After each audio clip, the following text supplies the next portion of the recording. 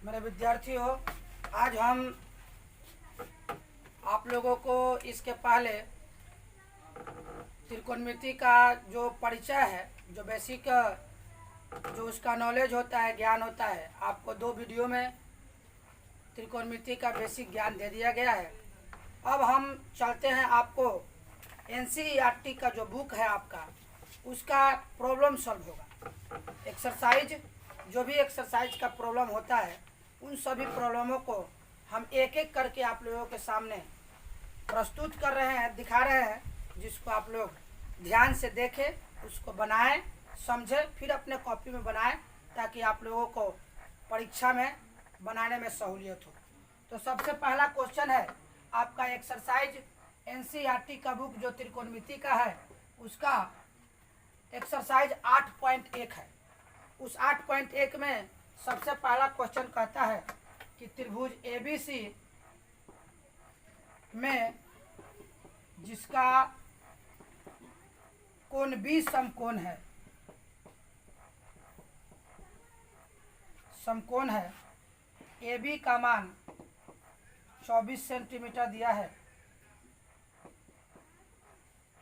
और B C का मान 60 सेंटीमीटर दिया है। तो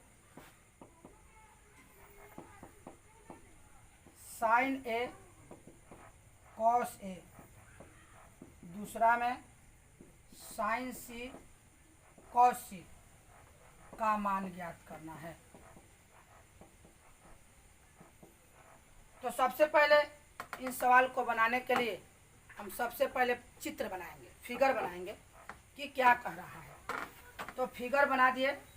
आपको पता है कि किसी भी त्रिकोणमिति के प्रश्न में राइट एंगल ट्रायंगल का फॉर्मेशन किया जाता है, और इस प्रश्न में आपको कोण बी का मान समकोण बोल रहा है, यानी हम यहाँ पर बी लिखेंगे। बच गया ए और बी, ए और सी, तो हम ऊपर ए लिख दिए और नीचे सी लिख दिए। आपको ऊपर सी लिख सकते हैं और नीचे ए लिख सकते हैं। फिर बीसी का मान 24 दिया है, तो बीसी का मान 24 हो गया। ए बी का मान 24 दिया है और बीसी का मान 7 दिया है, हमने 7 लिख दिया। अब बच गया हमारा कौन, ए सी। तो ए सी कर्ण है। कर्ण का फॉर्मूला होता है लंब स्क्वायर प्लस आधार स्क्वायर। लंब का मान 24 है और आधार का मान 7 है। 24 का 576 होगा और इसका 49 होगा। दोनों को जोड़ेंगे तो 625 पड़ेगा, जिसका मान 25 हो जाता है। फिगर आपका कंप्लीट हो गया।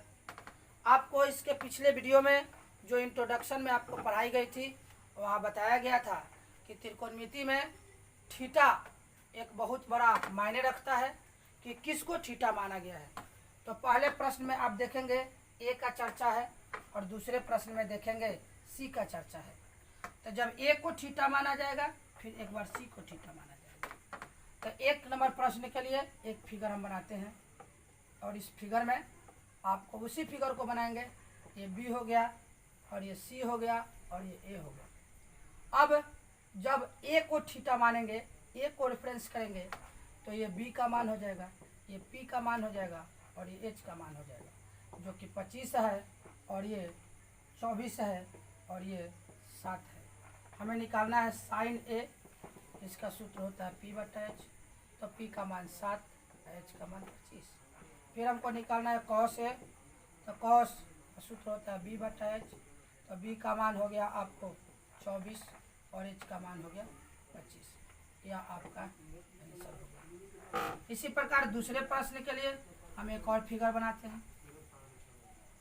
अब दूसरा फिगर में ये बी हो गया और ये ए हो गया और ये सी हो गया। दूसरे प्रश्न में देख रहे हैं आप यहाँ पर आपको सी रेफरेंस किया है, तो सी के लिए थीटा यहाँ माना है सी के पास। इस हिसाब से ये बी होगा और ये पी होगा और ये एच होगा। इसका मान 25 है, इसका मान 24 है, इसका मान 7 है। फिर हमको निकालना है साइन सी और कॉस सी। तो साइन सी बराबर पी बटा एच, जिसका मान P का मान यहाँ पर 24 है और H का मान 25 है। फिर cos C का मान B/H हो जाए, इसका 7 हो गया और इसका 25 हो गया। यह आपका पहला क्वेश्चन बनकर तैयार हो गया। यहाँ पर यह ध्यान देना है आपको कि जिसका थीटा कहेगा उस थीटा में आपको उस थीटा के अनुसार चित्र बनाना पड़ेगा और चित्र बना करके और उसको PBH का मान लिखना पड़ेगा। आइए दूसरा नंबर प्रश्न पढ़ते हैं। क्वेश्चन नंबर 2 कहता है आकृति दिया है। आकृति दिया है, आकृति में tan P minus cot R का मान ज्ञात करना है। ज्ञात करना है। आकृति यहाँ पर यह दिया हुआ है, एक राइट एंगल ट्रायंगल समकोण त्रिभुज बनाया हुआ है, P है, Q पर राइट एंगल बनाया हुआ है और यहाँ पर R है और इसका मान 13 सेंटीमीटर दिया हुआ है और इसका मान 12 सेंटीमीटर दिया हुआ है। तो हमें जब आप प्रश्न को देखिएगा तो उसमें P का भी चर्चा है और R का भी चर्चा है। तो अब दोनों के लिए हम पहले यहाँ पर क्षेत्रमिति के अनुसार पहले त्रिकोणमिति में प्रवेश करने से पहले क्षेत्रमिति के अनुसार इस आधार का मान हम निकाल लेते हैं। तो आधार बराबर सूत्र होता है √अंडर कर्ण स्क्वायर माइनस लंबे स्क्वायर। तो कर्ण का मान यहाँ 13 है और ये 12 है। तो 13 का स्क्वायर 169 होता है और 12 का स्क्वायर 144 होता है, जिसमें घटाने से 25 बनता है, जिसका वर्गमूल 5 होता है। अब इस पूरे फिर फिगर को हम 2 बार ड्रॉ करेंगे, क्योंकि सवाल में 2 थीटा का चर्चा कर रहा है, 2 बार ड्रॉ करेंगे।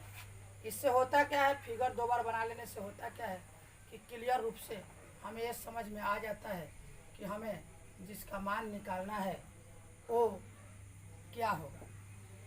तो PQR हो गया, यहाँ भी PQR हो गया, सेम फिगर दोनों बनता है, दोनों में Q राइट एंगल हो गया।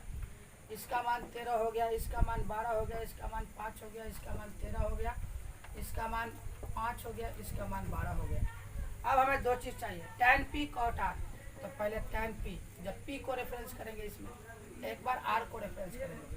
तो P को रेफरेंस करेंगे तो ये B होगा, ये P होगा, ये H होगा। R को रेफरेंस करेंगे तो ये B होगा, ये P होगा और ये H होगा। तो हमें tan P का मान चाहिए और cot R का मान चाहिए। tan का फॉर्मूला होता है P/B और R का फॉर्मूला होता है, cot का फॉर्मूला होता है B/P। तो इसके बाद P/B हो गया, B/P हो गया। तो ये P है तो P से मान भरेंगे। यहाँ पर tan के साथ P है तो P से मान भरेंगे और cot के साथ R है तो R से मान भरेंगे। इस चैप्टर का सबसे प्रमुख आपका मेन जो अध्ययन है वही यही अध्ययन है कि थीटा के अनुसार PBH बदलता रहता है। तो P में कह रहा है P के अनुसार, तो P का मान हमारा 5 है और B का हमारा 12 है। फिर R से, R में B/P, तब B का मान भी हमारा 5 है और P का मान हमारा 12 है। दोनों सेम टू सेम आया, दोनों को काट दिए, यह 0 आंसर हमारा। स्टॉप कीजिए।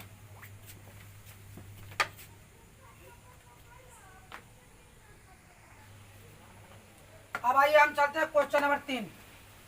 तो क्वेश्चन नंबर 3 में कहता है कि यदि sin A बराबर 3/4 तो cos A तथा tan A का मान हमें ज्ञात करना है।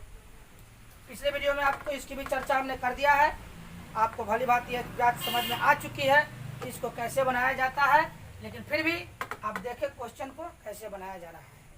इसमें सबसे पहले हमको मान दिया है sin A बराबर 3/4। और इसका फॉर्मूला होता है P/H।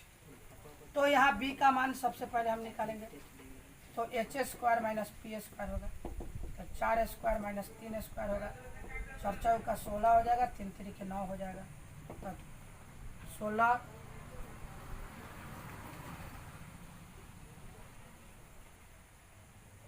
फिर 9 7 16 √7 आ गया।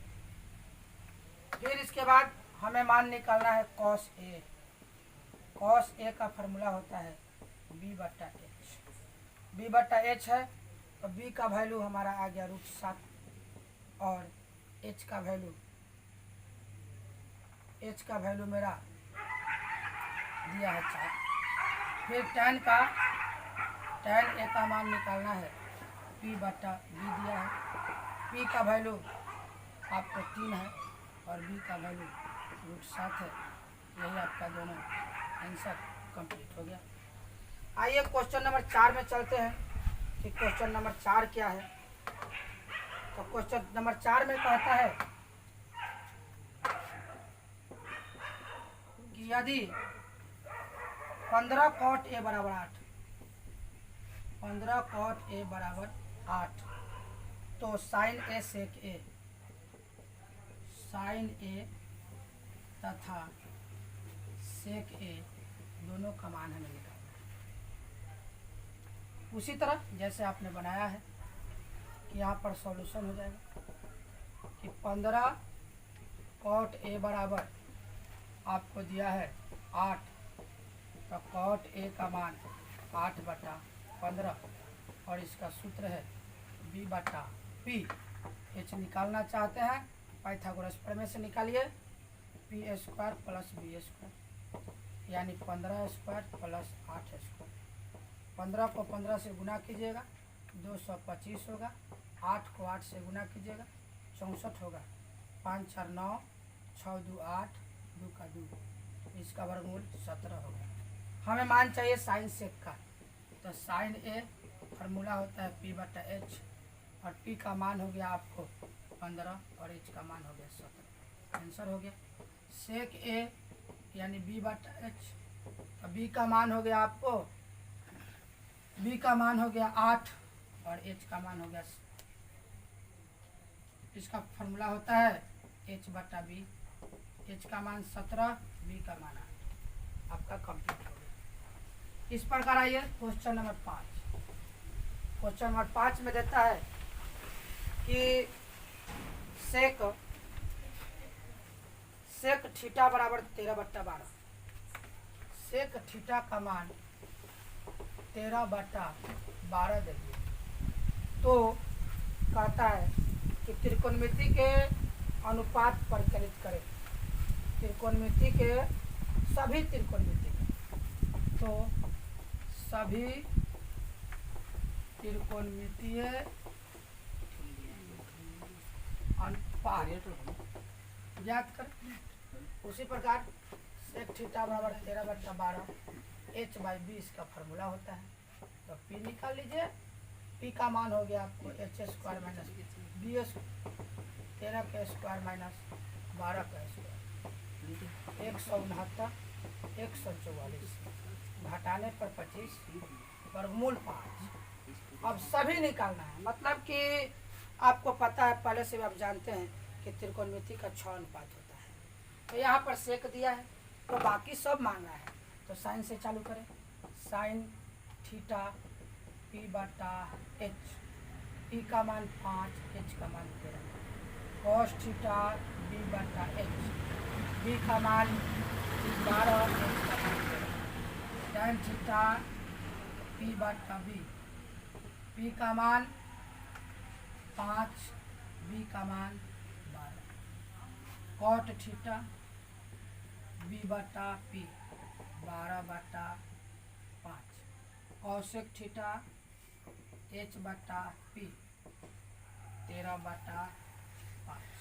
ये आपका सभी का आंसर कंप्लीट हो गया। अब आइए आगे चलते हैं क्वेश्चन नंबर 6 में कि क्वेश्चन नंबर 6 क्या कहता है।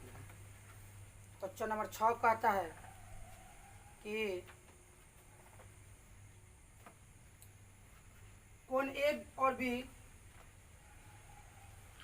कोण ए और बी यहाँ पर 6 नंबर क्वेश्चन कहता है कोण ए तथा बी न्यून कोण है तो और cos ए बराबर cos बी है तो साबित करना है कि कोण ए बराबर कोण बी। ये सवाल बहुत जगह आपको मिलेगा और ये सवाल देखने में थोड़ा लगता है कि कठिन है कि कैसे बनाया जाए, लेकिन बहुत आसान है। जैसे सबसे पहले किसी भी समकोण राइट एंगल ट्रायंगल समकोण त्रिभुज को आप बनाएंगे तो उसमें जब ए और बी न्यून कोण है तो निश्चित ही ए और बी को यहाँ रखना पड़ेगा और सी को यहाँ रखना पड़ेगा, क्योंकि समकोण त्रिभुज में समकोण तो 90 का होता है, लेकिन जो शेष दो कोण होता है वो दोनों 90 से कम होता है। तो न्यून कोण है। अब यहाँ पर आप देख सकते हैं कि कह रहा है कि cos ए बराबर cos बी, तो हम ए के लिए ए को रेफरेंस करेंगे और एक फार्मूला एक फिगर और बना लीजिए। जब भी दो एंगल का बात आ जाए तो फिगर डबल बना लेना चाहिए, जिससे होता क्या है कि आपको सवाल बनाने में बहुत सहूलियत महसूस होगा। इसमें हम ए रेफरेंस किया, इसमें हमने बी रेफरेंस किया।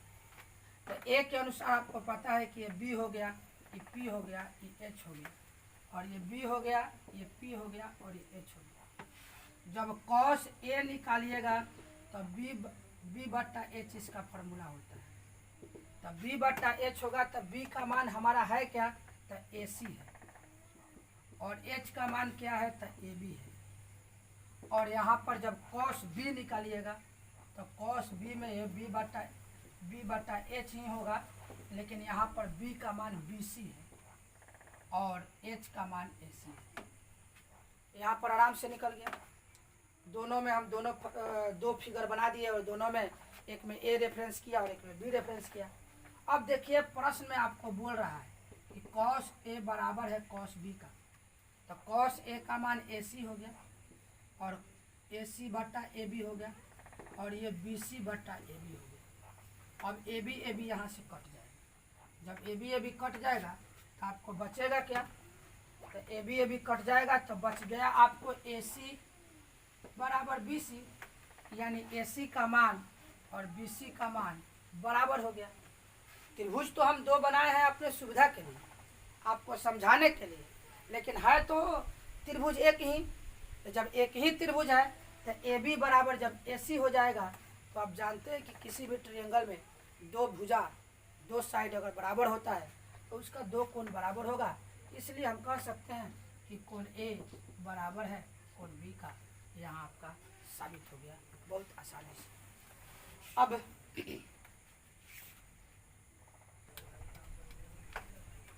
आइए अब अगला एक और इस एक्सरसाइज का एक क्वेश्चन और बच गया है, जो क्वेश्चन नंबर 7 है। क्वेश्चन नंबर 7 में कहता है कि कॉट थीटा का मान आपको दिया है 7/8, तो 1 plus sine theta into 1 minus sine theta बाटा 1 प्लस कॉस थीटा और 1 माइनस कॉस थीटा। एक नंबर में है और 2 नंबर में कॉट स्क्वायर थीटा का मान हमें ज्ञात करना है।